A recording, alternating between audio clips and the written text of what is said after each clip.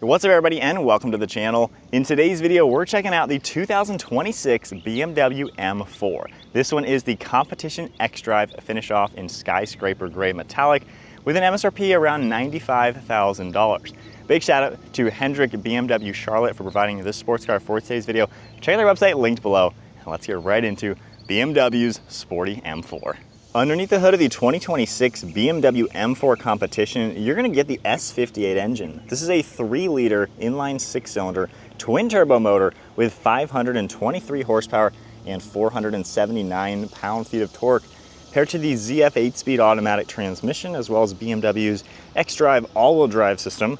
Curb weight is around 3,800 pounds, and 0 to 60 times have been tested at 2.8 seconds, with a top speed around 180 miles per hour. This also has a 15.6 gallon fuel tank, and you're looking at 16 miles per gallon in the city with 23 out on the highway. The overall length is 189.1 inches with a wheelbase at 112.5. Height is 54.8 and width is 74.3 inches. The M4 also gets 15-inch front rotors that are drilled, and then we have a massive 6-piston brake caliper finished off in red with the M compound brake pads. Onto the styling with the 2026 BMW M4. Similar design as we've seen for the G series. This has a really bold and aggressive look. I like the LED headlights. As you can see, we have some blue accents to them, the dark housings, and then the massive kidney-shaped grills up in front, which has sparked some controversy over the years, but honestly, it looks awesome. You have the M4 Comp logo, all the gloss black slats, parking sensors, massive openings to provide cooling to all the radiators and intercooler, BMW badge in the center. Honestly, this is the best looking M4 BMW's ever made. You're gonna see some more gloss black trim in the farthest sides with a functional opening, and then tons of cooling vents all throughout the front as well. Super sporty looking, very sleek as well. Along the hood, I like how it cuts right into the bumper with those nostrils. You have those sharp lines leading towards the windshield, and then you can see how the front fender has a nice bulge to it for a sleek appearance. We have a two-tone set of wheels finished off in that multi-spoke look. Nice sharp line throughout that front fender with your M4 Comp logo up in front. You have a nice lower side skirt finished in the gloss black, and then more gloss black for the mirror caps with an integrated turn signal as well as camera. All gloss black trim throughout the windows, body colored door handles, and this one's gonna get a nice carbon fiber roof. Has some sharp lines in it as well. And then as we make our way to the side profile, it has a really nice style, a lot longer than an M2. So this is a lot more fluid looking versus the stubby M2, which is the little brother of this car. But really clean lines at the side, sharp body line for the rear fender arch. And as we make our way in back, you have a sweet set of laser taillights. You can see these really cool designs throughout them, very three-dimensional. And then we have the M4 logo, a small lip spoiler up above. BMW badge has some black trim and a camera. And then we have more parking sensors and your dual exhaust system with the quad tips. Got a massive rear diffuser, very wide rear end, just to give it that sporty performance look.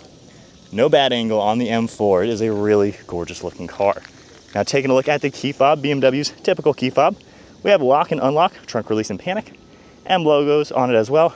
If I go ahead and lock the car, all you have to do is grab the door handle. Of course, it will automatically unlock. And we have the merino leather interior, finished in the black with some gray accents, and we have carbon fiber all throughout it. Along the door panel, you're gonna get some soft touch material up above, the nice smooth padding throughout the insert, padding on the armrest, the galvanized color for all of your memory seat, your switches down below, and then up above. You're gonna get the trunk release, some storage, and then the M4 logo on the side skirt. And we have all of your power controls with adjustable lumbar support as well as side bolsters. We can pull this open for a nice leg rest. And these standard seats have a really nice look and feel to them. Perforations throughout the center, some micro suede throughout it as well, and then the aluminum M4 logo. So definitely a nice looking interior, carbon fiber flat bottom design on the steering wheel with all of your M colors and even leather on the airbag. And then now inside the 2026 BMW M4 Comp, keep my foot on the brake, we can go ahead and fire it up.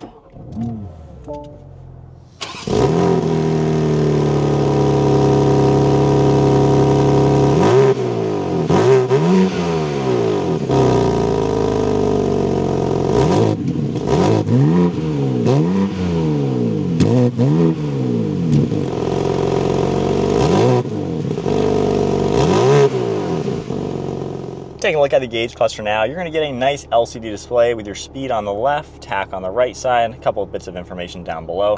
You can also scroll through the center screen. You can get a map popping up, several different things throughout the vehicle that you're able to monitor. So nice touch for a lot of different information to see. You can also even adjust the heads-up display. You may not be able to see it on the camera, but that is a cool touch.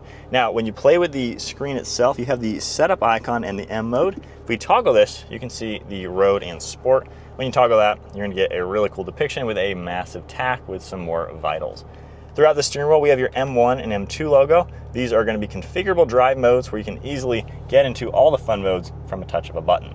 We have all the carbon fiber, so you have carbon fiber paddle shifters. They are massive. I love that plus and minus. We have more audio controls on the right, cruise control settings on the left. Really love the flat bottom design. On the right side, you're gonna get the stock for windshield wipers, turn signals over on the left, and then down below we have your air vent along with all of our headlight controls. There's even a little hidden cubby, some soft touch material up above with the heads-up display, and that massive curved screen. You have some aluminum color for those air vents, and then I love all the carbon fiber making its way to the center with the integrated air vents. For the center screen, what you're used to seeing on all the modern BMWs, you have these massive tiles with all sorts of information you can go through. A pretty nice display overall. It's actually pretty easy to use once you get used to it. One drawback, climate, you have to tap that fan icon to get into here where you can then adjust your fan speed. Temperature, however, is always going to be integrated right here. You can tap the seat and you have heated and ventilated seating along with the heated steering wheel. You have a couple apps you can play with, of course, Android Auto, things like that, Apple CarPlay, all sorts of other information. And then we have full screen design for everything else. So you can get into pretty much everything that you would want, which is a nice touch. And then for the gear selector, we can just pop it into reverse and you're gonna get your backup camera, 360 camera view.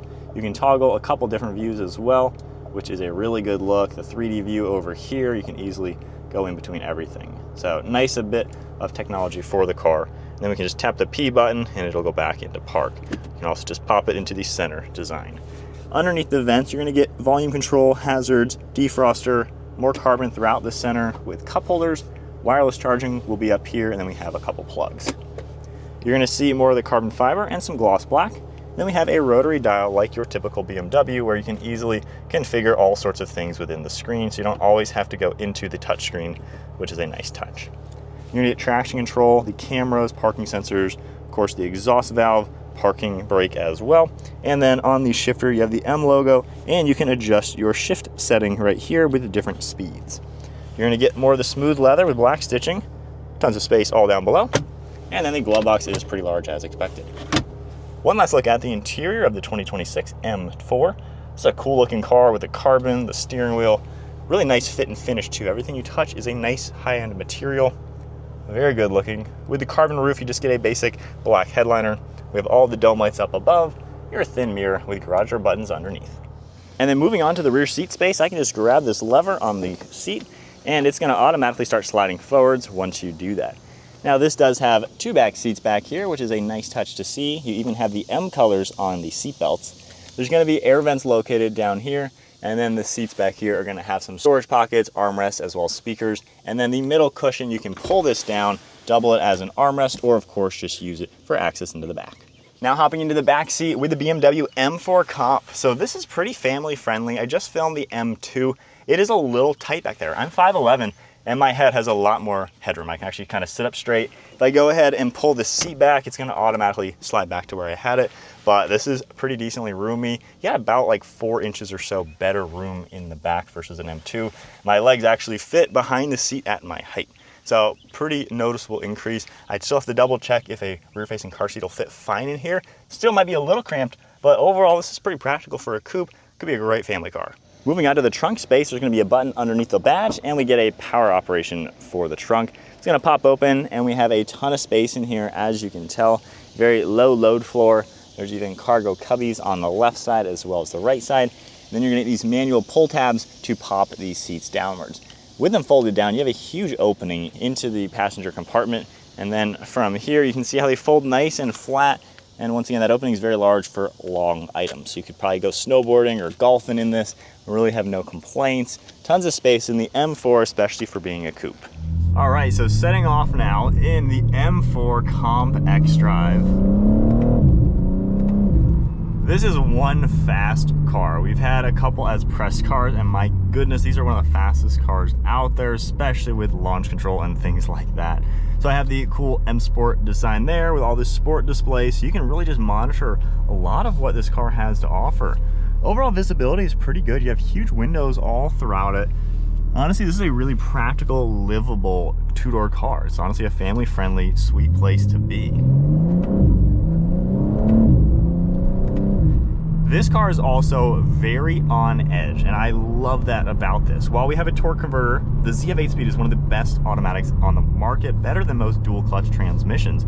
And that was all the M mode, everything. If we toggle everything back down into just your typical drive mode, automatic and everything, you know, it's still pretty livable. I love how it goes from being a relaxing, automatic cruiser, daily driver luxury car to then so on edge. Even when you're in the crazy modes, the throttle is touchy, the brakes are sensitive, the transmission is so responsive.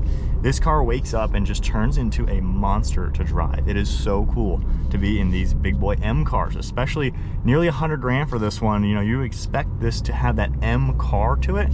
Well, this does. There's no shortage of that. But I also love how when we've toned it down now, I mean, it's comfortable, refined. I got my ventilated seat on. This is a fine daily. It's not backbreaking at all. People think that the M cars are just awful dailies. You could daily this all day long. I could go on a 10-hour road trip. It wouldn't even faze me in this car. It's got all the amenities, the gorgeous materials. Everything feels nice in here. You can even get nicer materials for this upper area. Different specs, of course. But the M4 has a lot to offer and a lot of different features and options available. And I just like how well-rounded these modern M cars are. The G series, by far, best M cars BMW has ever made. My only complaint is the climate. You have to tap that every time to then start messing with your fan speed. I don't know why modern cars are going that route. I don't think anybody ever actually hated a little dial or something to change that. At least you have these controls here, and it's not really too hard to get into those controls, but I would still prefer that. And then once again, we just tap that twice. You can configure each of these to be different drive modes and just kind of play with it however you'd like. But the car really starts to wake up when you start putting it into the fun modes. With that, being all-wheel drive, you can actually put this into rear-wheel drive mode.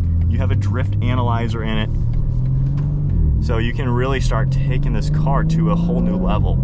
With the all-wheel drive, I like that a lot just because this has so much power that the traction is phenomenal with all-wheel drive. But already, even driving slow in the M mode, this car just starts waking up and becoming crazy, twitchy. I mean, it is a handful sometimes. It gives you a really nice thrill, and you're not sacrificing any comfort or anything like that. I don't think there is a bad thing to say about these modern M cars. Some of the best cars on the market. I've got to buy one of these one day. They are just so well-rounded. So my honest thoughts now. Gosh, these M cars are so good. I genuinely love so much about what these cars have to offer. If you are looking for just the most well-rounded, practical luxury car that is also an incredible performance machine, the M cars are literally the best there is. The S58 engine has so much power. Downpipes tuned, you have a 700 horsepower car. These things are so fast and so capable, and there's so many trims. If you get a base model M4, you're getting rear-wheel drive and a manual. That's a fun way to go. You can crank it up to the Competition, which is rear-wheel drive automatic, or the xDrive Comp like we're in today with the all-wheel drive system. They're not cheap cars. I mean, these are expensive. You're talking at least 75 grand to get to a base model with no options. And realistically, you know, the ones I spec are in the 90s. So this is kind of similar to what I would spec one. You can get carbon fiber seats too for 4,500 bucks, which I would get because they are so cool. But I like how in the crazy M mode, yes, it's a bit harsh. It's a much more rigid design right now. I can still daily this even in the M mode on a smooth road. When you get to the bad roads, of course, that's when you tone it back down, turn everything off, and the car just relaxes so much. So to me, there's really no shortcomings with an M4 like this. It does have the luxuries and the practicality to be just a nice daily driver. And being a two-door car, you still have practical back seats. You can literally use them for kids, grown-ups, car seats. It's not really anything hard to do. Or you can get the M3, which is the exact same car, just with 4 doors. So they've really given you such a well-rounded base from either of the two cars. In the M4, you have the longer windows, the longer doors, of course, a nice coupe. So it's a really cool style. And just around town, it's an easy, normal car to drive. You have good visibility around it. These standard seats with the vented option and the genuine leather, they're really comfortable. So this is a good, more of a GT Grand Touring style seat. And I could see why you would definitely want these with the ventilated option. But even in the basic mode manual shifting, you know, once you start getting a little bit in the revs, you can feel that M car come alive to where this car is ready to absolutely rip. There's plenty of tech to in it. Again, I'm not the fan of the touch screen design for the Climate. I think that's a little odd. Not sure why modern car companies are going that route. I don't really see the point. But other than that, once you kind of get used to it, it is a really nice car to drive. There's really nothing about it that is a downfall. This car can do pretty much everything. And then one last acceleration. Man. Endless power, even just babying it, getting up to speed, it is just absolutely nothing. So there is the 2026 BMW M4 top trim competition xDrive. These cars are just where it's at. I gotta get one soon. They are so cool. So that is it. If you enjoyed the video, give it a thumbs up, hit that subscribe button, and stay tuned for plenty more content to come. And then a big shout out once again to Hendrick BMW Charlotte for providing this car for today's video. Check out their website linked down below, and I'll see you all in the next video.